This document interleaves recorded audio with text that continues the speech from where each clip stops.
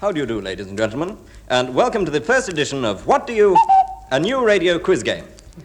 Loosely based on all the old radio quiz games. The rules are very simple. We shall ask a team of 2 clerics, the Bishop of Burma Hello. and the Deacon of Detroit, Bless you.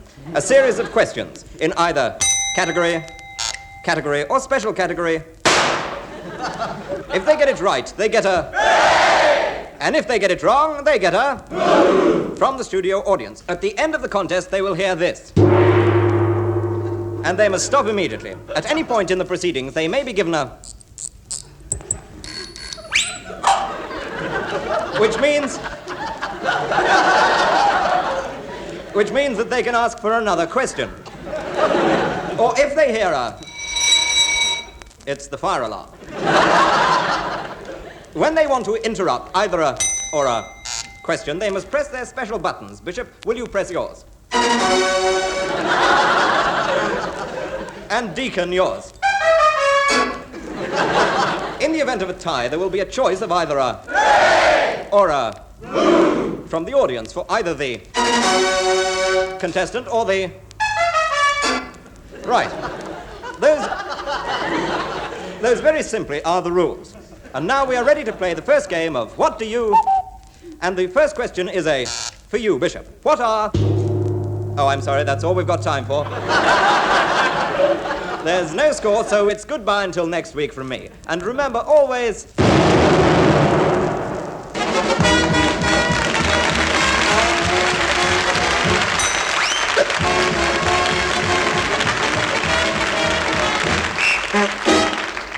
Once again, the Angus Prune tune announces an invasion of the air by Tim Brooke-Taylor, John Cleese, Graeme Garden, David Hatch, Joe Kendall and Bill Oddie. And here, by kind permission of the London Zoo, is John Otto Cleese. I'm sorry, I'll read that again. Again.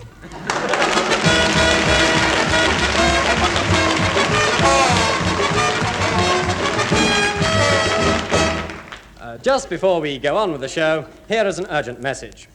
Following the robbery at a jeweller's in Regent Street last week, police would like to question a Mr. Burt Swag. To help you recognize him, he wears a striped sweater, a mask, and has a policeman handcuffed to each wrist. And now, over, as always, to a lonely forest. Oh, Ronnie, we're lost in the middle of this dark wood, miles from anywhere in the middle of the night. What shall we do? Well... Apart from that, Ronnie. Oh, well, why don't we seek shelter in that old dark house behind us? Oh, you mean the one we've only just noticed? Yeah, that's the one. I'll ring. Well, next time I'll not. Shh! Someone's coming. Ah, Kate and William, come in. I've been expecting you. But we're Ronnie and Ursula. That's near enough. I'm sorry to have kept you waiting. I was in the laboratory. Walk this way.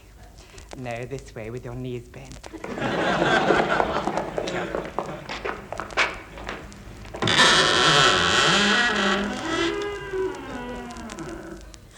Merciful heavens! What sorcerer's cave is this? What foul and hideous deeds have these walls seen? What unspeakable crimes have been perpetrated here? What manner of Stygian darkness? What cavern of iniquity? What bottomless depths of human degradation? What Hades? What satanic palace? What Plutonian cavern? What fiendish, hellish pit is this? It's the dining room. Oh, Ronald, I'm afraid there's something terribly, hideously evil here. That would be me, I expect. Look, who the devil are you? You've heard of the infamous Baron Frankenstein? Yes? Well, I'm Bert Smith. Your coming here was no accident. Did you hear a strange, unearthly voice calling to you? Calling.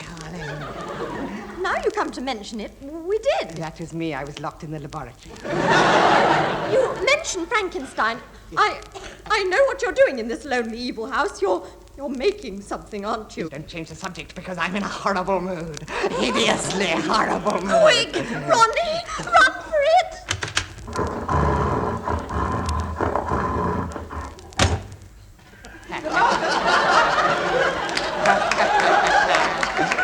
Stopped you in your tracks, didn't it? A Pekingese can get pretty nasty when it's fed on black pudding. Now sit down. Look, take me, but don't harm Ursula. She's unsullied. Well, fairly unsolid. But it's her I'm after because she's a woman, like that female potter that came yesterday. Female Potter? How awful. What did you do to her, you fiend? Pinched her plasticine. Plasticine? Why? To make a false nose for the thing which sleeps under the shroud of my eerie contemporary settee. Ronald, look, he's making a woman. Look at those hands sticking out under the shroud, and I can see the outline of her knees. And those two bumps mean it must be a woman. Yes, it's Daisy. Daisy? Yes, those hands, knees, and bumps are Daisy. Yes, my pretty, I'm making a woman. A beautiful woman. Already I've grafted onto her several bits I've taken from living people. Eyebrows from that old WVS bird, my landlady's toupee, and now, my dear, I'm after a bit from you. Which bit? Your false eyelashes. You monster! Why don't you just get married like everyone else? I am married. What do you think is under that sheet? Not. Yes, my wife. Look. Good Lord! Yes, she's pretty hideous, isn't she? Even with my remodeled plasticine nose. Perhaps I should have put it on her face. But she's so still. Is she?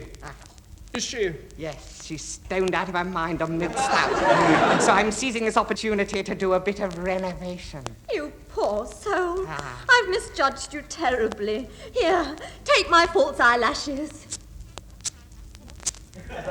Thank you.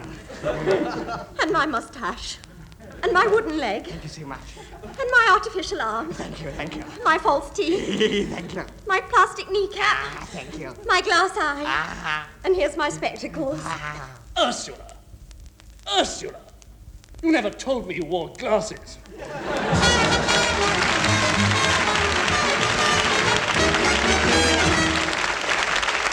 Well, if you feel bad when you got the blues, you don't take drugs and you don't take booze. There's just one thing mends a broken heart, and that's a slice of rhubarb tart. I want rhubarb tart. You gotta get a little rhubarb tart. Well, you need rhubarb tart. I want a rhubarb tart. Yeah. Well, if you got a gal that you want to win, now here's what to do if you won't give in.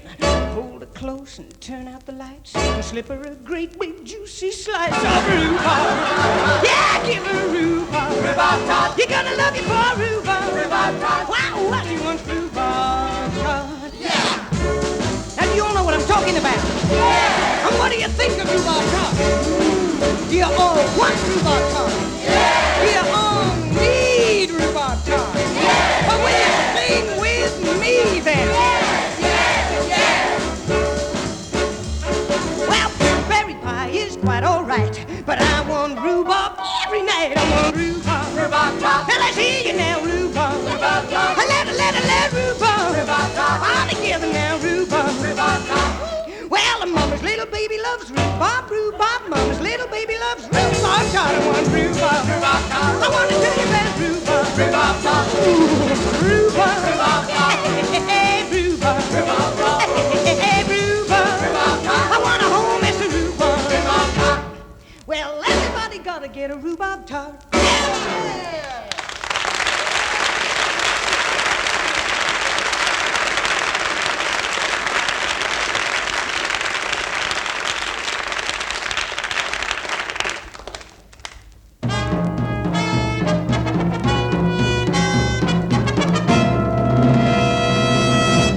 I'm sorry, I'll read that again. Deals with the supernatural. I'm super. And I'm natural. Oh, Papa. Deal with you. Promise. We shall go dabbling in the occult. Come out of there, you'll get your feet wet. And we shall look at the unexplained. Why? I can't explain that. So let's make a start with astrology. Now, a simple form of astrological prediction can be found on the pages of any woman's magazine. Daphne was trembling now as Nigel slid his fingers over her milk No, white. not that page. Page 52. Shall we look at that? Yes, it's the horoscope. Tonight we are pleased to have Miss Clairvoyant with us, on and off, and she will tell us about astrology. Oh, Oh, yes. Now, of course, a lot of things depend very much on the date you were born. For instance, your age. Each person is born in a lunar period of a cycle known as the zodiac, and each person has an animal sign. Like, if you were born in early April, you'd be a ram. I don't quite follow. Well, take me, for instance. No, thank you. I was born in January, so I'm an old goat. Now I'm beginning to understand. Well, let's see. I'm September the 7th. Oh, well, that means you're a Virgo. I see. How much can you tell from my sign? I'm surprised to see a Virgo making a sign like that. Yeah. Miss Point, before we get rid of you, perhaps you could give our listeners a few horoscopes for this week. Yeah, well, of course, this week the planet Venus is passing through the sign of Aquarius, whilst Mars is already in the angular long distance to the natal sun of Sagittarius before the spring equinox, and it will be in conjunction with Jupiter in the sign of Scorpio. And what does that mean? Scattered showers over eastern England with sunny period in Wales. Now, let's turn to hands. Jawohl, good day, mein Herr. No, Das Widerspruch da oben No, hands. Oh, sorry. I went off to the fairground in search of legendary gypsy fortune teller Salome Sandwich. There's no one better qualified to talk about hands. She's got 3. I spotted her by the wrestling booth. Roll up, go 4 rounds with the goldfish and win a bearded lady. Salome Sandwich? Yes, Good heavens, but last time I saw you, you were a woman. yes, well, you've got to be versatile in this game. Hang on whilst I slip on my yashmak. Whoop! The things I do for money. Now, come into my tent and I'll read your hand. Sit by me and imagine I am Salome Sandwich, the beautiful gypsy fortune teller, seductive temptress of men, irresistible siren of the Orient, the most luscious and desirable of women. Are you imagining? Yes, and what can you tell from my hand? You've got a remarkable imagination. Salome. Call me Fred. Fred. Yeah, thank you. We want to know about fortune telling. Look at my palm. Can you read it? Yes, it says knitted in Shetland, size 6.5. Shall I take my gloves off? Yes. It'll help if you take your gloves off. Oh, yes, now. Well, of course, each hand has this telltale pattern. You see, this here is the lifeline. You see, this one. And this is the love line. And this is the clothesline. Oh, and this tells me you're going on a long journey. What's that?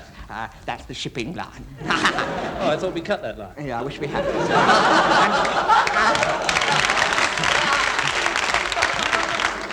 And I'd also say you had a nasty experience in early life. I can tell that by looking at these 2 fingers. What happened to the other 2?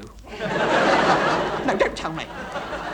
I'll have to go. I'm due on in the wrestling booth in a minute. Can't you tell me anything, you stupid, simple-minded little fellow? Yes, in a few moments, a certain person not very far away is going to get a fistful of knuckles in his earhole. And he was right. He came round 3 days later, but I was out. So much for horoscopes and palmists. And now we get to the exciting bit.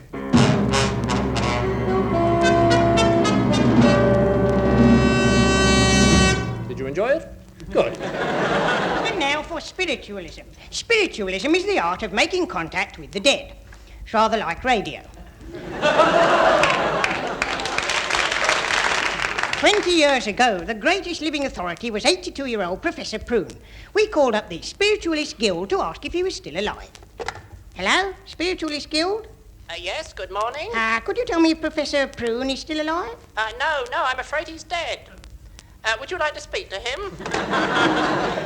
4 years later, we called back and got a list of well-known spiritualists. Now, probably very few of us know that many celebrities are interested in spiritualism. I don't know any. Oh, neither do I. But there are.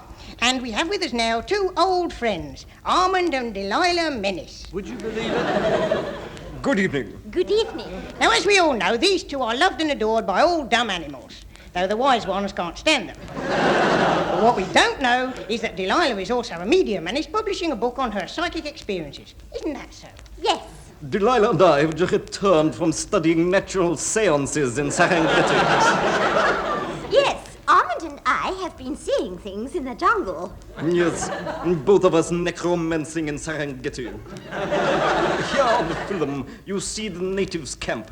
Look at them frolic. And here you can see the African bush. In fact, it's not the only one, but this is the very bush where I was possessed by an African guide and had my first spiritual experience. That doesn't mean what you think it means. It means something absolutely filthy. But look, here comes a huge bull elephant. Aha! Look at his 2 fine tusks and his 4 massive legs. And his 3 terrifying heads. Oh dear, I fear Delilah is having one of her turns. I think she's going to be psychic. But wait a minute. Behind the elephant, I can see a pair of antelope. And I can see the spirit of Genghis Khan hand in hand with Florence Nightingale. A rare sight in this part of Africa. But who is this come to wallow at the water hole? The ghost of Lady Jane Grey. No, an African warthog. It's Lady Jane Grey. It is a warthog. Look at her frolic in the muddy waters. No, but see, at this moment, Delilah glances up at the sky and remarks, There will be a great rending of the heavens, and the clouds shall be torn asunder, and the sun and the moon shall weep with blood, and there shall be a rushing of wind and a crashing of thunder, and all the skies shall tumble to the earth. Ah, sure enough, it is beginning to rain. The sun sinks down, and Delilah floats up, and we finish our day truly elevated by the spirits of the jungle. 2 gins, and I'm away. Good night.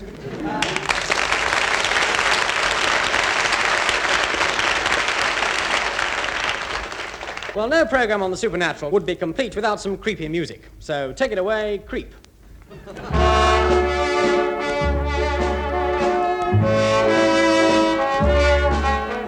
Meet me in the churchyard, Nellie, round about the midnight hour.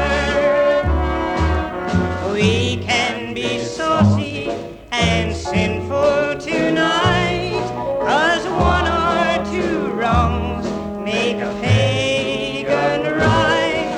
Granny is strangling her chicken to sacrifice under the moon. Soon we'll be sharing a tomb for 2. Me and you, a tomb with a view. So meet me in the churchyard, Nellie. We'll have a black wedding tonight. Oh, greet me in the graveyard, Nellie. Promise that you'll be my goo. Daddy's a vampire, so you better hide. It'll all end in tears if he kisses the bride. So chase me round the churchyard, Nellie. I'm in a necromantic mood. I could eat you. I'm crazy for you, the full moon above. I wanna witch you, it's burning with love. So meet me in the churchyard, Nellie. We'll have a black wedding, we'll have a black wedding, we'll have a black wedding tonight.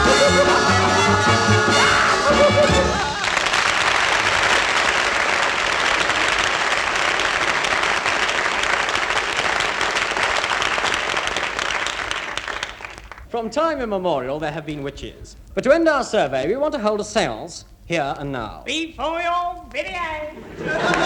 And so if there is a witch who could help us in the audience, would she please come forward? Any witches? Is there a witch in the house? Any witch? Ah, and we've got a charming old lady crawling up to the microphone now, who looks like a witch if ever I saw one. Now, tell us, love, how old are you? Oh, I'm 374. Come next full moon. 374, isn't that marvellous? Now, let's No. give her a big hand. Here, you can have one of John's. Oh, thank you. I'll eat it later. Now then, love, you're a witch. And tell us, love, are there still a lot of covens? Oh, yes, Wilfie, yes. Of course, people used to burn witches, didn't they? Yes, but it's much better now that they've got electric covens. Well, look, we want to hold a séance. Now, are you a medium? Oh, yes, I'm a medium.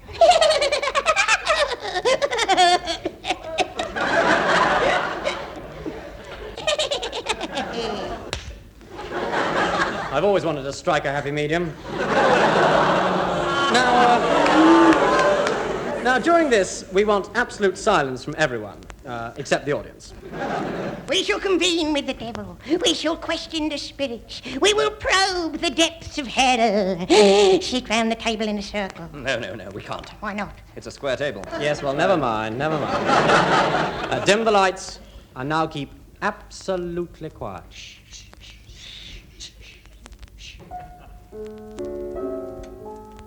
Do you hear music? Yes. Good. I thought I was imagining things. Now, look straight ahead and all join hands. Have you done that? Yes. Good.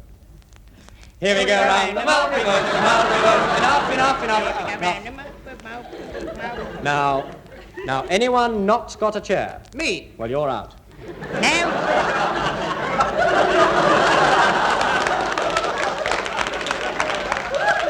Now, I must introduce you to my assistant, through whom the spirits will speak to us. Gentlemen, this is Ophelia. Hello. Oh, yes, she may be beautiful, but she's also evil and wicked. Great. The devil has possessed her. Lucky devil. Ophelia will sit at the head of the table, and we will try again. Turn down all the lights. Oh, spirits, hear our call. Come to... There are evil thoughts in the room.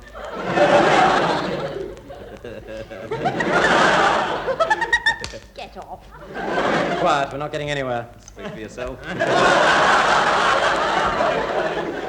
Quiet, everybody look at Ophelia. She's away. She's making contact with the other side. She's shaking hands with someone. But there's no one there. Yes, there is. He's invisible. How do you know? Can you see him? No. Well, they are there.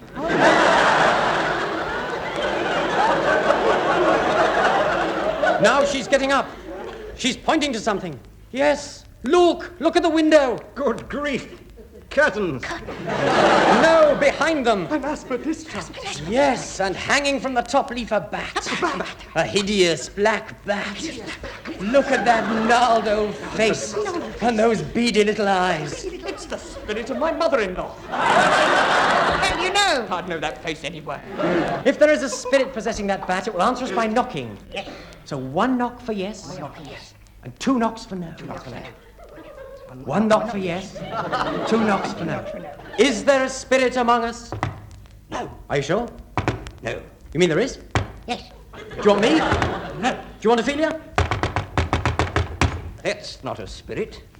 It's at the door. Yes, look. It's open. There's somebody coming in. Huge, terrifying, faceless creature. Hello. Tim Brooke-Taylor, John Cleese, David H., Graeme Garden, Joe Kendall and Bill Oddie. I arrest you for the kidnapping of an Indian fruit bat from the London Zoo and also for telling innocent people a load of old rubbish about a subject what you know nothing about. Guilty. It's true. I must also warn you that anything you say may be taken down and used in Round the Horn. Oh, any balls.